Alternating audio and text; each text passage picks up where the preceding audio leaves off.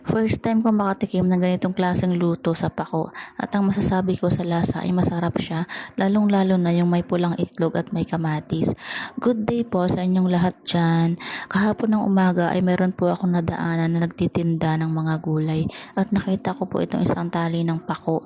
Kaya bumili ako. Sabi ko, try ko ano yung lasa. Sa probinsya kasi namin hindi man lang ako nakakain ng ganito. Kung kailan naman nandito ako sa Valenzuela, tsaka lang ako nakakain ng ganito. Matapos kong himayin lahat dyan ng pako, ay nagsimula na rin akong maghiwa nitong kamatis, sibuyas, tsaka bawang. Bali, dalawang luto nga pala yung gagawin ko dyan. Yung isa ilalagyan ko ng sardinas at yung isa naman ay gagawin kong salad. At ang una kong niluto dyan ay itong sardinas na may pako. At may nakapagsabi nga rin pala sa akin na masarap daw yan gataan yung may suso tsaka pako. Gusto ko rin sana subukan yung ganong luto, kaya lang wala naman akong makita na suso dito na pamilyar sa akin.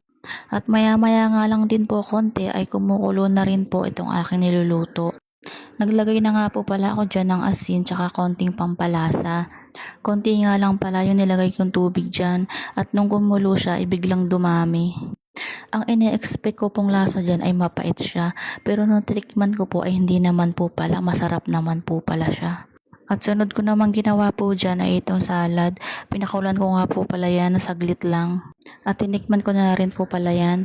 At ang masasabi ko po ay mas masarap po itong salad. At dahil mas nagustuhan ko itong salad, kumuha na rin ako ng kanin at yan talaga yung aking binakbakan. Oh, tingnan nyo naman po yung subo ko. Ang lalaki po, 'di ba? Oh, bigyan ko po kayo sa inyo na po yung pangalawang subo.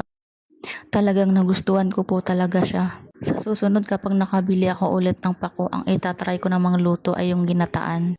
Oh siya, bahala kayong mainggit dyan. Pangalawang sandok ko na nga po pala yan. Yan lang po. Thank you for watching po. Bye-bye.